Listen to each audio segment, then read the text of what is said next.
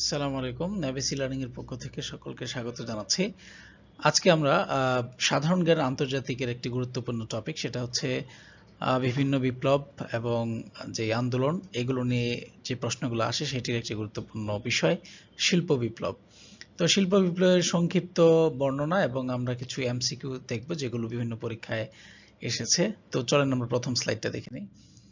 প্রথম কথা হচ্ছে যে আমরা এই শিল্প বিপ্লব বা প্রথম শিল্প বিপ্লব সংগঠন কাল কখন, এটা অনেক ক্ষেত্রে আমাদের মাথায় রাখতে হয়, কারণ আমরা যে ঘটনার বর্ণনা বা কোনো কিছুর নির্দিষ্ট উত্তর দিতে চাই, প্রথম শিল্প বিপ্লব কখন সংগঠিত হয়েছিল সেটা আমাদের জানতে হয়। সেটা হচ্ছে 1750 থেকে 1850 সালে এর উদ্ভব হয়। তারপরে এই যে শিল্প বিপ্লবের সময়টাতে ঘটে কি, পুঁজিবাদের আবিষ্কার হয়। পুঁজিবাদের যে আবিষ্কার, আমরা বর্তমান সময়ে এটার যে বোম হয়েছে, এইটা মূলত আবিষ্কার হয় এই প্রথম শিল্প বিপ্লবের সময়। তারপরে এই সময়ে একটি গুরুত্বপূর্ণ জিনিস আবিষ্কার হয়, সেটা হচ্ছে 1784 সালে বাষ্পীয় ইঞ্জিন আবিষ্কার হয়। আমরা জানি যে ইঞ্জিন আবিষ্কার বা বাষ্পীয় ইঞ্জিন আবিষ্কারের পরে পৃথিবীর যে চাকা, সেটা আসলে আরো অনেক বেশি গতিতে চলতে থাকে। বিশ্বের যেই শিল্পের চাকা অনেক বেশি গতিশীল হয়।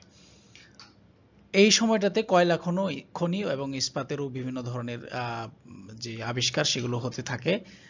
বিভিন্ন জায়গায় আমরা দেখি যে খনি থেকে ইস্পাত বা কয়লা উত্তোলন এগুলো শুরু হয়ে থাকে। তারপর দ্বিতীয় শিল্প বিপ্লবের সময়কাল সম্পর্কে আমাদের জানা দরকার, সেটা হচ্ছে 1870 থেকে 1914 সাল পর্যন্ত। এটাকে আমরা সাধারণত শিল্প বিপ্লবের সময়কাল বলি, দ্বিতীয় শিল্প বিপ্লবের।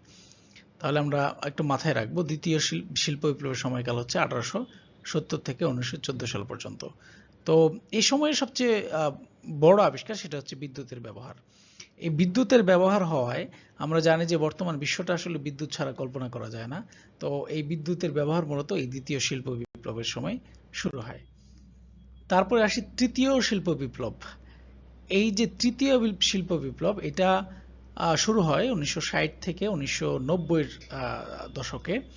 তো এই সময়টাতে আমরা কিছু গুরুত্বপূর্ণ আবিষ্কার দেখি, তার মধ্যে আছে ট্রানজিস্টর এবং ইন্টারনেট আবিষ্কার। তো ইন্টারনেট আবিষ্কারের কথা তো বর্তমানে আর বলাই লাগে না যে এটা কত বেশি ইম্প্যাক্ট বর্তমান বিশ্বে। তাছাড়া ট্রানজিস্টর আবিষ্কার না হলে আসলে ইন্টারনেটের যে ডিভাইসগুলো আমরা ব্যবহার করি বা বিভিন্ন ধরনের ডিভাইসগুলো, সেগুলো তো আসলে চালানোই সম্ভব ছিল না। সুতরাং আমরা বুঝতে পারি যে তৃতীয় শিল্প বিপ্লবের এই যে 1960 থেকে 90-এর সময়টাও অনেক বেশি গুরুত্বপূর্ণ। এই যে তৃতীয় শিল্প বিপ্লব, এটাকে অনেক ক্ষেত্রে বলা হয় যে কম্পিউটার বিপ্লব। এটা একটু আমাদের মাথায় রাখা যেতে পারে, কারণ এটা অনেক সময় পরীক্ষা আসতে পারে। কম্পিউটার বিপ্লব বলা হয় কোন শিল্প বিপ্লবকে? আমরা উত্তর করতে পারি তৃতীয় শিল্প বিপ্লবকে। তারপরে আসি চতুর্থ শিল্প বিপ্লবে। চতুর্থ যে শিল্প বিপ্লব আছে, এটি এই শব্দটি প্রথম ব্যবহার করেন বিশ্ব অর্থনৈতিক ফোরামের প্রতিষ্ঠাতা নির্বাহী স্কোয়াব, এবং যেটি 2015 সালে ফরেন অ্যাফেয়ার্স আর্টিকেলে এবং তা ফোর্থ ইন্ডাস্ট্রিয়াল রেভলিউশন গ্রন্থে।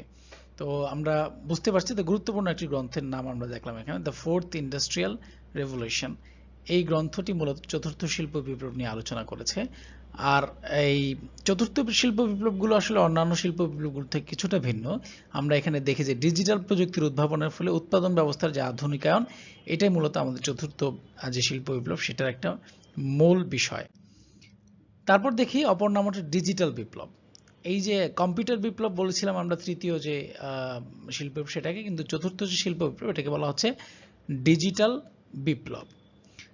যেমন উদাহরণস্বরূপ আমরা বলতে পারি smartphone, robotics, artificial intelligence, nano technology, quantum computing, biotechnology, internet of things, decentralised consensus, অথবা fifth generation wireless technology, 5G, etcetera.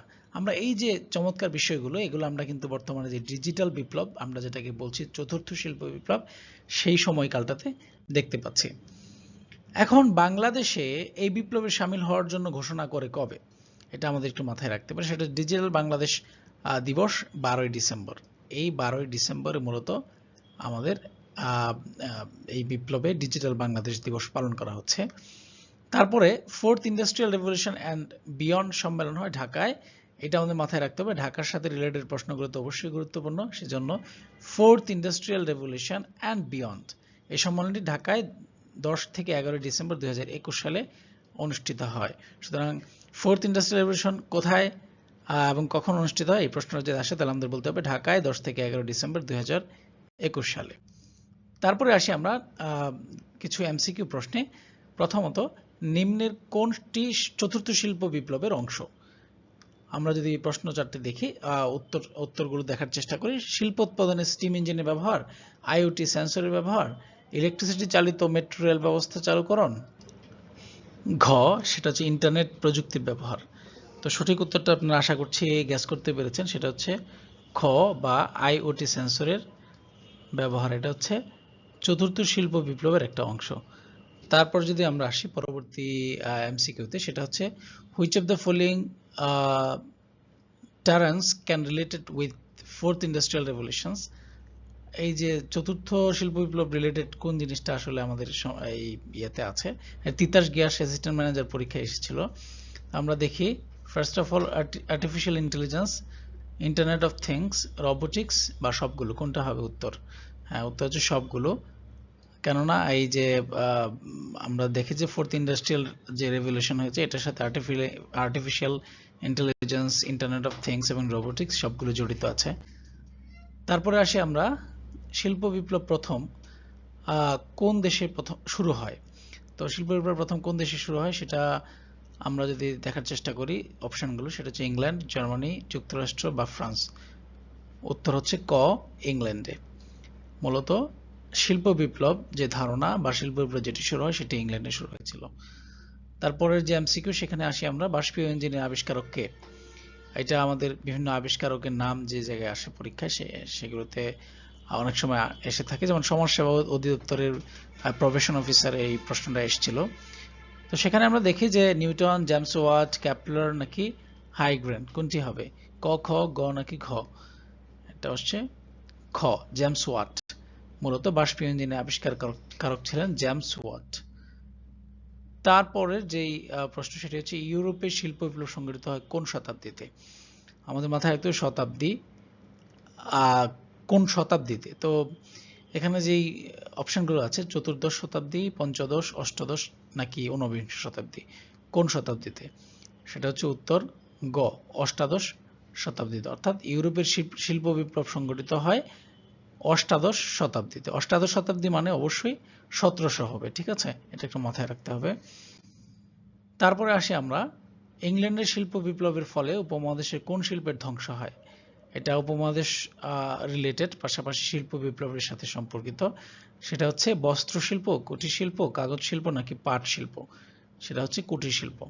আমরা জানি যে এই শিল্প বিপ্লবের আগে আমাদের এই অঞ্চলে, বিশেষ করে উপমহাদেশে, কুটির শিল্পের অনেক বেশি চাহিদা ছিল এবং এই অঞ্চলে তৈরিকৃত বিভিন্ন কুটির শিল্প পশ্চিমের দিকে অনেক হতো, আপনার রপ্তানি করা হতো। এই বিষয়গুলো আমরা জানি, কিন্তু শিল্প বিপ্লবের ফলে এই বিষয়গুলো অনেকটাই ইম্প্যাক্ট কমে যায় বা এইগুলোর রপ্তানি কমে যায়। তারপরে আসি আমরা, শিল্প বিপ্লব শব্দটি প্রথম ব্যবহার করেন কে?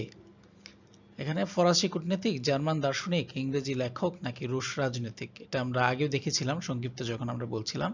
সেটা হচ্ছে একজন ফরাসি কূটনীতিক এই শিল্প বিপ্লব যে শব্দটি সেটি প্রথম ব্যবহার করেছিলেন।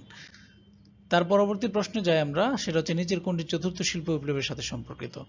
আপনাদের নিশ্চয় মনে আছে চতুর্থ শিল্প বিপ্লবের সাথে সম্পর্কিত জিনিসগুলো কি? সেগুলো অবশ্যই ডিজিটাল জিনিস হবে। আমরা অপশনগুলো দেখি, artificial intelligence, internet of things, robotics, উপরে সবগুলো। এরকম আরেকটা প্রশ্ন আমরা আগেও দেখেছি, এটা কিন্তু ঢাকা বিশ্ববিদ্যালয়ের পরীক্ষা এসেছিল ঘ ইউনিটের 21-22 সেশনের যে পরীক্ষাটা ছিল সেখানে। এটা অবশ্যই উপরে সবগুলো অপশনটা সঠিক হবে। আমরা দেখতে দেখতে আমাদের যে আজকের যে সংক্ষিপ্ত শিল্প বিপ্লব সংক্রান্ত আলোচনা এবং যে এমসিকিউ ছিল সেগুলো শেষ হয়ে গেছে। আমরা সকলকে ধন্যবাদ জানাচ্ছি আমাদের সাথে থাকার জন্য। Thanks for watching. আশা করছি আমাদের পরবর্তী ভিডিওতে আপনাদের সাথে আরো নতুন কোনো টপিক নিয়ে কথা বলবো। এবিসি লার্নিং এর সাথে থাকবেন। সে পর্যন্ত ভালো থাকুন। আসসালামু আলাইকুম ওয়া রাহমাতুল্লাহ।